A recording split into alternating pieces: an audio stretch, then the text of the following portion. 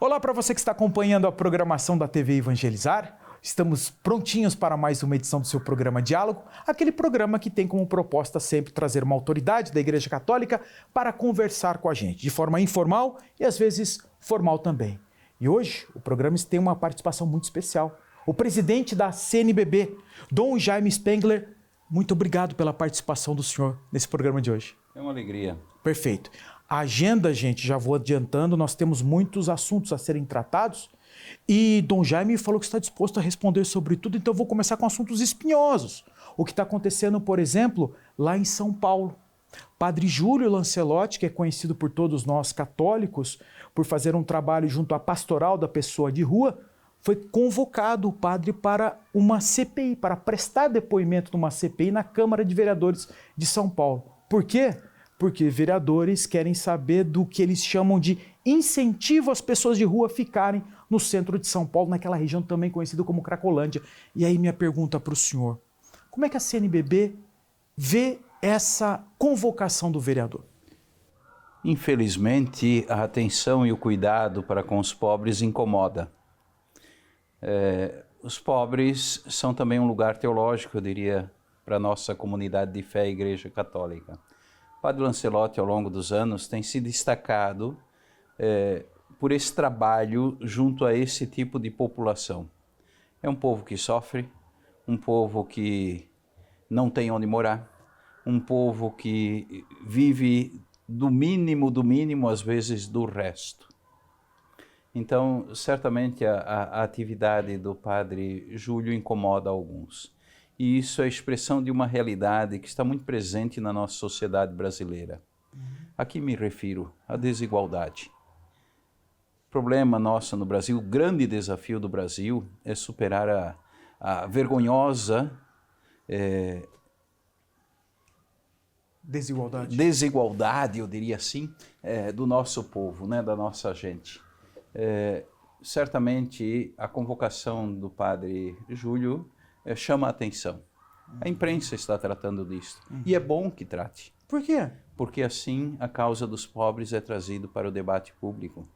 Existe uma parcela grande da população que não tem o necessário para viver com dignidade. Mas ainda há, inclusive, católicos, já que até o Padre Júlio foi ameaçado por uma pessoa que era da igreja dele, que vem o seguinte, que a ação dele é uma ação que serve para manter aquele morador em situação de rua lá naquele lugar, que é um incentivo. É uma situação muito complexa, delicada. Talvez quem não está no meio tenha dificuldade de compreender. E não são poucos os que estão nessa situação de rua que se tornam vítimas, por exemplo, da dependência química, se não do tráfico, são usados por grupos da sociedade para fins espúrios, né? E certamente isso preocupa. Agora, nós não podemos jamais esquecer que são pessoas. E enquanto pessoas, merecem sim o nosso respeito, a nossa solidariedade e a nossa disposição de colaborar para que possam um dia talvez superar esta situação. A CNBB ou o senhor conversam com o Padre Júlio sobre isso? Eu nunca tive possibilidade de encontrá-lo pessoalmente. Sigo a sua trajetória desde muitos anos, me recordo já em São Paulo, antes mesmo de ser bispo, nós tínhamos um trabalho social, temos ainda, a província franciscana possui um grande trabalho social junto à população necessitada de São Paulo, né, através de um serviço social enorme, e o Padre Júlio sempre foi uma pessoa que ajudou de alguma forma em encaminhamentos e em compreensão desta realidade delicada. E o que os católicos que estão vendo essa entrevista, eles poderiam se manifestar ou não se manifestar ou se posicionar com relação a esse assunto, a convocação do padre para uma CPI? Não se trata de se posicionar, eu diria assim. Eu creio que não podemos perder de vista aquilo que está no final do Evangelho de Mateus, onde diz, eu estava com fome e me destes de comer, eu estava com sede e me deste de beber, eu estava nu e me vestiste. Eu diria, eu era morador de rua e me deste atenção, me deste respeito. Eu era migrante, peregrino, refugiado e me acolheste. Eu era prisioneiro e me visitaste. E quando falamos de prisioneiros, não falamos simplesmente daqueles que estão nos cárceres. Há pessoas também que são prisioneiras de ideologias, de pontos de vista às vezes estreitos demais e que precisam sim também ser visitados, isto é, ajudados talvez a compreender o que significa ser discípula de Jesus de Nazaré e não simplesmente adepto talvez de uma igreja, eu diria. Sim, sim. Bom, eu tenho outros assuntos a serem tratados. Professor, como eu disse, vai ser uma entrevista bacana. Talvez acho que o pessoal de casa vai gostar também, porque a gente está tratando de assuntos atuais. E eu queria agora trazer de São Paulo, nós vamos para Nicarágua, onde recentemente o que nós chamamos de ditador, porque assim está definido pela forma como conduz com o fechamento de Congresso Nacional da Nicarágua, Daniel Ortega, está conduzindo a política no próprio país. Mas além disso, há também algumas atitudes relacionadas à Igreja Católica, como por exemplo, a cassação de rádios católicas da Nicarágua, emissoras de TV, fechamento de universidades católicas, prisões de autoridades católicas, inclusive a expulsão de algumas freiras brasileiras. A CNBB está acompanhando isso? Como é que está a situação? Nós acompanhamos sim, porque ali também temos uma conferência episcopal e claro, a igreja está presente. Não podemos não acompanhar, não podemos nos omitir, eu diria, diante daquela realidade. Ali sim temos um regime que, eu diria, extrapola aquilo que é próprio do poder político, a promoção do bem comum.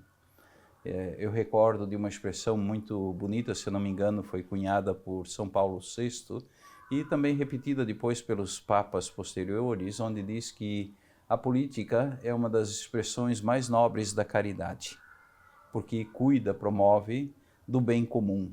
E certamente essas atitudes tomadas pelo regime me parecem não promoverem o bem comum.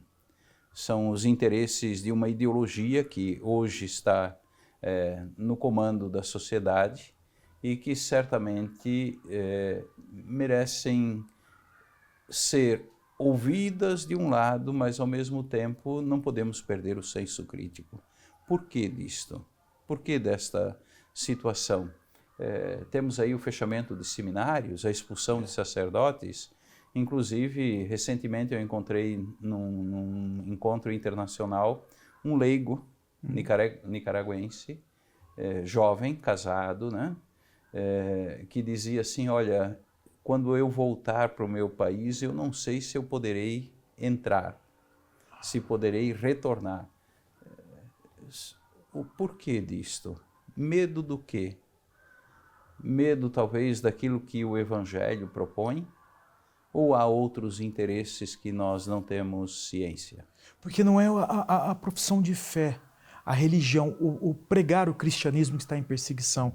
É a opção da igreja em fazer uma defesa da população mais carente lá. Nós estamos falando eminentemente de política, não é isso? A igreja tem como princípio colaborar para a promoção do bem comum, né?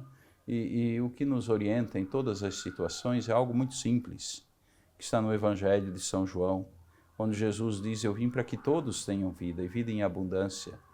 O desejo da igreja sempre foi e será de colaborar no cuidado e na promoção da vida, sobretudo dos mais necessitados. Perfeito.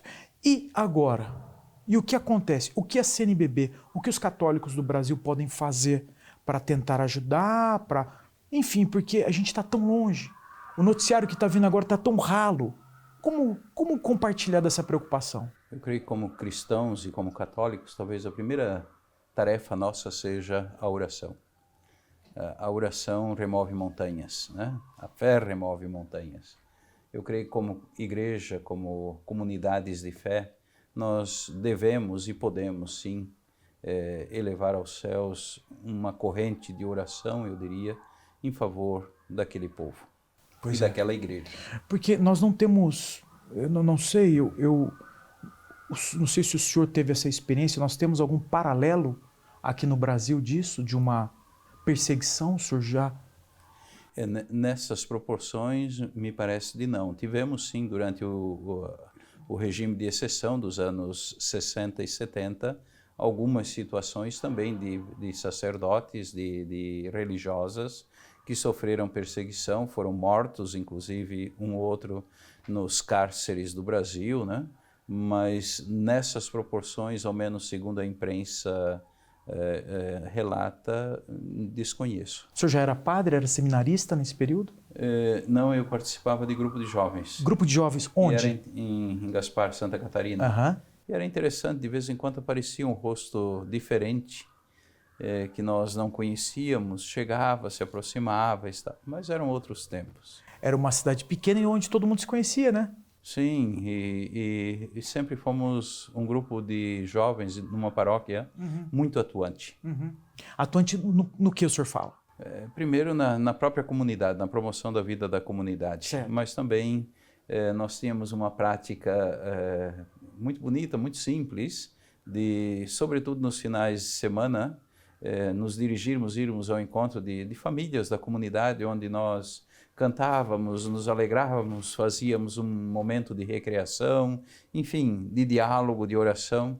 Enfim, são situações de uma época que hoje... É que eu fiquei curioso, mas isso era mal visto pelo regime? Isso eu não sei sabe. responder, Tá. né? Aham. Mas que havia preocupação, havia. E o senhor? Ficava preocupado? Olha, eu tomei ciência do que foi todo esse período mais tarde, Sim. cursando filosofia, lendo, estudando. Me recordo de uma obra célebre que foi como que abrir os olhos, né? Brasil Nunca Mais, publicado... Pelo Tortura, Brasil, Tortura Nunca Mais. Esse foi um volume que me marcou muito na época. Mas também tivemos contatos com Dom Paulo Evaristo Arnes, por exemplo, né? Em vários momentos. Enfim, um outro contexto, um outro tempo. Tudo bem, mas o fato de eu fazer uma pergunta para o senhor imediatamente trazer esse tempo, marcou o senhor ou estou enganado? Marcou muito, marcou a nossa geração, certamente, até porque... O senhor estava com quantos anos, me desculpe, né, nessa época? Era 17, 18, 20, né? Marcou, eu diria até positivamente também, porque foi uma época que, se tivermos um pouquinho presente os dados da história, que riqueza, por exemplo, da nossa música, da nossa cultura. Até hoje o nosso povo e juventude, até as gerações mais novas, continuam, por exemplo, cantando. Eu gosto muito de música, né? Canções daquela época, dos famosos de então, né? Me recordo de uma aqui agora no momento, né? Cálice, por exemplo, né? Célebre. Enfim, uma época, sim, que forjou uma geração marcada, eu diria, pela resistência e pelo desejo do novo. Ou seja, uma geração que alimentou esperança. Dom Jaime, aí já vê quem está assistindo a gente, já começa a falar, opa, espera aí que o presidente da CNBB está falando de política agora. O senhor está falando de política? Claro, também estou falando de política. Todo cidadão é também um ser político. Todos nós participamos da sociedade. Enquanto membros de uma sociedade, nós somos essencialmente seres políticos. Então o senhor tem a defesa de um partido político? Não, como a CNBB é acusada de fazer parte, de sempre defender um lado da política brasileira? A CNBB, como instituição, sempre vai, por assim dizer, acompanhar a atividade da sociedade e jamais perderá o senso do Evangelho. O Evangelho é a medida. Quando nós dizemos senso político, não estamos falando de partido político. Os partidos políticos têm suas ideologias, suas correntes, suas doutrinas, né, suas perspectivas, e isto faz parte do processo político. Agora, como seres políticos, é uma outra compreensão, eu diria mais ampla. Mas o senhor tem essa percepção de que parte da sociedade e dos católicos associam a uma opção política da CNBB? Ou estou falando bobagem? A CNBB nunca tomou posição partidária. Agora, como parte da sociedade, a Igreja sempre cultivou um senso crítico diante de qualquer contexto sociopartidário da história recente do nosso país. Perfeito. Então, assim, a CNBB, ela não tem um candidato a defender, mas se for para criticar quem está, é isso? É isso? Quando nós falamos crítica, também temos que compreender o sentido, né? A crítica significa purificar. Criticar significa purificar. Né? A igreja sempre manterá um senso crítico. Mas há uma espécie de orientação para os padres, que a Igreja Católica é muito grande no Brasil. Em todos os estados, cada cidade, cada paróquia tem uma particularidade. Como lidar com isso? Isso é um grande desafio. A igreja possui, por exemplo, uma doutrina social, por assim dizer, alimentada, construída ao longo de 2 milênios de história, né? E essa doutrina social, ela sempre pautou, e deve ser assim, as opções e decisões e manifestações da instituição. É claro que cada sacerdote, cada diácono, cada bispo, que seja, né, cada liderança comunitária, tem talvez suas posições, mas nós não podemos jamais perder de vista, em primeiro lugar, o Evangelho. Perfeito. O Evangelho é a referência, né? E temos esse patrimônio extraordinário que é a doutrina social da Igreja. Aliás, diria que, de certa forma, uma boa desconhecida. Por quê? Até recentemente, no sínodo que estivemos participando em Roma, a primeira sessão do sínodo, se ressaltou muito a necessidade de tornar mais conhecida a doutrina social da Igreja, inclusive dentro dos espaços de formação do clero. Por quê? Porque é pouco conhecida. E isso precisa chegar às nossas lideranças, ao nosso povo, mas também aos seminaristas, enfim, ao clero em geral. Perfeito. Bom, o senhor estava falando, eu perguntei para o senhor estava falando do posicionamento, do tamanho da igreja e a dificuldade de lidar com todas essas, vamos dizer, opiniões tão distantes de paróquias. E aí eu queria trazer um assunto mais recente que aconteceu nos Estados Unidos, onde um cardeal, já, eu vou dizer, aposentado, né, foi punido pelo Papa Francisco ao sair do convívio ali dos demais cardeais em Roma, onde ele estava morando recentemente. E justamente porque ele marcou posição com algumas decisões tomadas por Papa Francisco e que colidiam com a opinião do Papa Francisco. Gostaria de saber se o senhor acompanhou essa história e como é que o senhor viu essa decisão.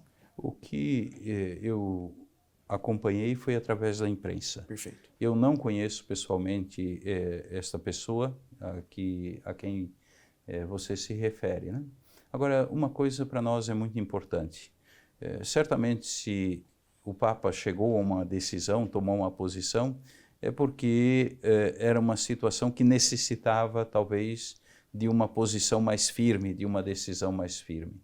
E uma coisa muito simples que para nós na igreja é fundamental é a questão da comunhão. A comunhão com Pedro é, por assim dizer, a essência da própria igreja. Quem não alimenta a comunhão com Pedro, quem não vive na comunhão com Pedro, vive fora da comunhão. Quer dizer, se auto-exclui. Não é que é excluído, a pessoa mesmo se coloca à margem, né?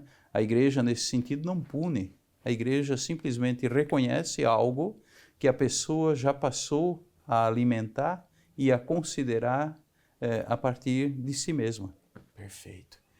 Dom Jaime, eu estava me referindo ao cardeal norte-americano Raymond Burke, e conforme o noticiado, inclusive pelo Vaticano News, que é uma fonte de informação que nós utilizamos também, ele ia contra alguns posicionamentos do Papa Francisco, como, por exemplo, uma tolerância maior por parte daquelas pessoas que estão no segundo casamento e o acolhimento dessas pessoas. E também um respeito maior e também um acolhimento das pessoas que civilmente do mesmo sexo fazem essa opção de viver juntos. Então, assim, são assuntos muito da nossa sociedade atuais e que esse cardeal foi contra e criticou o Papa Francisco. E aí a minha pergunta é, ele foi punido pela opinião dele? Isso não pode?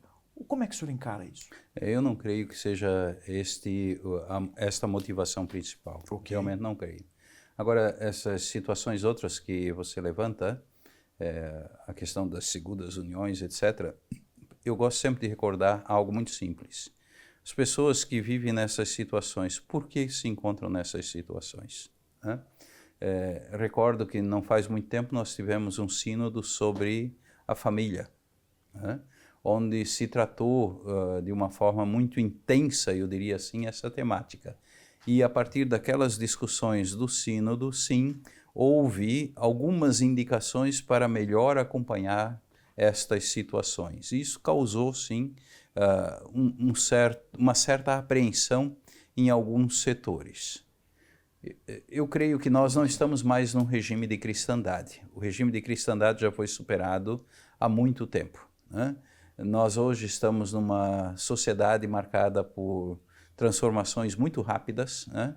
E que nós, como igreja, precisamos sim buscar respostas às situações que se apresentam hoje à nossa realidade. O que o senhor fala que nós não estamos num convívio de cristandade, para É deixar quando, claro? por exemplo, a igreja era uma voz na sociedade forte e era verdadeiramente ouvida, era a grande voz. Hoje nós somos uma parte na sociedade, né? Essas situações de segunda união e outras que até de terceira e de quarta a gente já fala, né? Eu acho que não seria demais dizer isto, né? Agora, o que está na base disto?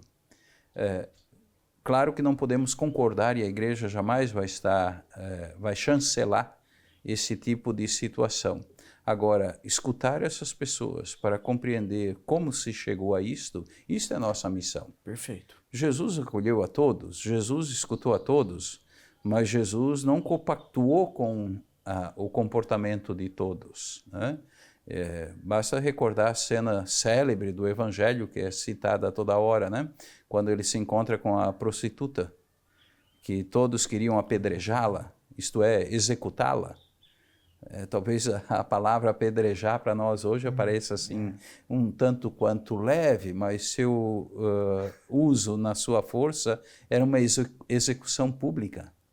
E o que Jesus responde àquela mulher e aos ouvintes, eu creio que continua sendo paradigmático para nós ainda hoje, né? Ninguém te condenou, eu também não te condeno pelo teu comportamento, mas vai e não continue agindo da mesma forma, não peques mais, né?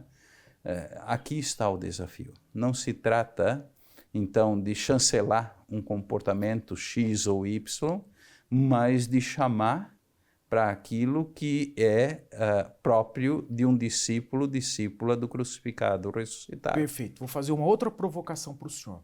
Essa mesma fala do senhor serve para aqueles críticos das autoridades católicas brasileiras que hoje usam espaço na internet, usam o nome da Igreja Católica, vendem cursos em nome da Igreja Católica e criticando as autoridades eclesiásticas? Eu pergunto, em primeiro lugar, essas pessoas estão em comunhão com o seu bispo local? Porque a comunhão com o bispo local é fundamental. Segundo aspecto. Por que é fundamental? Porque o bispo é o pastor da comunidade. Perfeito. E nós acreditamos, e isso é um princípio de fé, que quem está à frente da comunidade não foi colocado à frente por uma questão, digamos, de democracia, de escolha de uma maioria ou de uma minoria que seja, não. Nós acreditamos que é obra do Espírito de Deus, né? Da mesma forma, quem não caminha em comunhão com o Santo Padre, não que não possamos ser críticos diante, talvez, de uma outra decisão, mas não podemos jamais perder o senso da comunhão e do respeito. Perfeito. Segundo aspecto, seguir as orientações, por exemplo, do Concílio Vaticano II, que é o concílio da modernidade e foi o espaço proporcionado, eu diria, pelo próprio Espírito de Deus para a adequação da igreja aos desafios do tempo presente, né? E é muito bonito. Ontem ainda li um texto, um comentário sobre a Gaudium et Spes, um documento do Vaticano II, onde dizia assim: as alegrias e as esperanças, dores e angústias do homem de hoje são também as alegrias e as esperanças, as dores e as angústias da igreja. Então, esta comunhão também com as orientações do Concílio Vaticano II são fundamentais, são basilares. Depois nós temos as orientações, sim, da Conferência Episcopal, né, que são indicações para as diversas igrejas particulares, não são normas, mas são expressão da comunhão que anima os bispos do território. Então, eu creio que são alguns elementos que nós precisamos ter presente. E depois há sim, algumas expressões que buscam no passado, num passado que não existe mais, né, que orientações e práticas que eram próprias de uma época e certamente tiveram o seu valor naquele período. Mas nós estamos no tempo. O tempo é dinâmico. E a igreja e o próprio evangelho também, no tempo, vão buscando as respostas adequadas. Perfeito, perfeito. Bom, agora para a gente encerrar o último tema dessa entrevista, mas não menos importante, que é o tema da campanha da fraternidade para o ano que vem, 2024. 60 anos de campanha, né? Uhum. E o tema é fraternidade e amizade social. Falei, nossa, o que é exatamente esse tema? Bom, antes de tudo, recordar essa história da campanha da fraternidade no Brasil. São 60 anos de uma caminhada sempre no tempo quaresmal. Por quê? Isso também é um dado interessante, né? O tempo quaresmal, ele é um convite, por assim dizer, para uma revisão de vida, sim, pessoal. Mas é também um convite para rever como nós nos situamos na sociedade. Então, todos os anos, a Igreja no Brasil propõe uma temática de relevância social como tema para viver mais intensamente o tempo da Quaresma, né? E isso é interessante, viver mais intensamente ainda o tempo da Quaresma, não pensando só em si mesmo, mas alargando, por assim dizer, o olhar, né? E a compreensão do que significa propriamente conversão, né? E aí tem uma coisa muito interessante que eu também gosto muito de recordar. Qual é a versão de Deus para a humanidade de todos os tempos? É o Evangelho. O Evangelho é a versão de Deus para a humanidade de todos os tempos. Com esta versão, nós somos convidados a construir sintonia. Aí entra um pouquinho a etimologia da palavra, né? Syn, com. Syn é uma expressão grega, né? Tá. Traduzida para português da com. Então, entrar em sintonia com a versão. Isto é conversão, né? E nesse processo de criar essa sintonia sempre maior, mais intensa, com o Evangelho, solicitar, pedir, rezar a graça de não cair na perversão do Evangelho. É sempre algo para o qual nós precisamos estar muito atentos. Ao longo desses 60 anos, nós já tivemos os mais variados temas, né? Pão para todos, casa, trabalho, idosos, saúde, paz, a questão da Amazônia mesmo, né? Os biomas, enfim, a fome recentemente, o ano passado, depois do terrível processo da pandemia que vivemos e que ainda não terminou, né? Nesses dias, inclusive, há uma indicação de retomar o processo vacinal, sobretudo para as pessoas com mais de 60 anos e com comorbidades, porque há variantes do vírus novamente girando e que preocupam. Para este ano, então, que vem, 2024, foi sugerido o tema da amizade social. Por quê? A motivação são duas. Primeiro, o documento do Santo Padre, Fratelli Tutti, todos os irmãos, a carta encíclica, lançada há 3 anos atrás, se não me engano, né?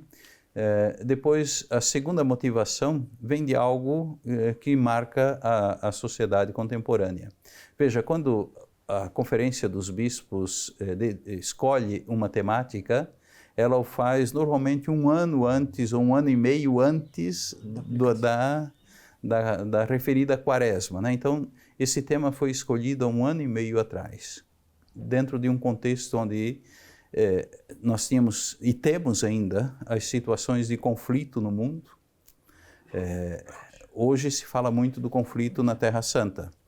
Se fala menos atualmente do conflito na Ucrânia, mas se esquece dos quase outros 30 conflitos armados mundo afora, com toda a situação de refugiados, imigrantes que sofrem as consequências desses conflitos e que não são notícia para nós, né?